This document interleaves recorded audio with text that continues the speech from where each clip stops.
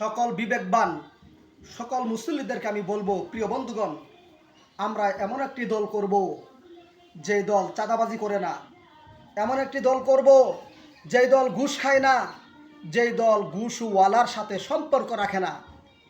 এমন একটি দল আমরা করতে চাই যেই দলের নেতাও নামাজি, কর্মীও নামাজি, দল যারা সাপোর্ট করে তারাও নামাজের সাথে সুসম্পর্ক রাখে। প্রিয় বন্ধুগণ, সেই দলটির নাম আপনারা সবাই কিন্তু জানেন, বাংলাদেশ জামায়াতে ইসলামের ভিতরে সেই দলটি চাঁদাবাজ নয়, ঘুষখোর নয়, সুদখোর নয়, ধোঁকাবাজ নয়, লম্পট নয়, রাজাকার নয়, নিখুঁত একটি দল, ইসলাম প্রেমিক, দিন প্রেমিক, আল্লাহ প্রেমিক, নবী প্রেমিক যে দলটি, সেই দলটির নাম হচ্ছে বাংলাদেশ জামায়াতে ইসলামী। আপনারা অসৎ ব্যক্তিদেরকে ভোট দিবেন না, সৎ ব্যক্তিকে ভোট দিবেন। জামায়াতে ইসলামী চাই সৎ এবং যোগ্য লোক যেন সংসদে থাকে। আগামী জাতীয় নির্বাচনে ইনশাল্লাহ সৎ এবং যোগ্য ব্যক্তি বাছাই করার জন্য আপনাদের নিকট একটি করে ভোট বাংলাদেশ জামায়াতে ইসলামী চাচ্ছে। আবার বামপন্থীও আছে, তারাও কিন্তু একটা করে ভোট চাবে।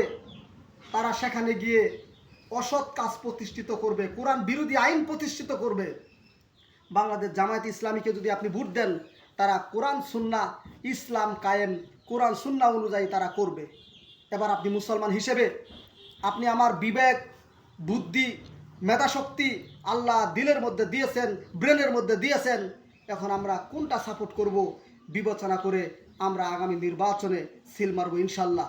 আমি প্রতিশ্রুতি দিচ্ছি, বাংলাদেশ জামায়াতে ইসলামীকে যদি একটা বার আপনারা আপনাদের মহামূল্যবান আমানত বুটখানা যদি প্রদান করেন, ইনশাল্লাহ এই আমানত রক্ষা বাংলাদেশ জামায়াত ইসলামের সকল নেতাকর্মী এবং দায়িত্বশীলগণ তারা রক্ষা করবে ইনশাল্লাহ।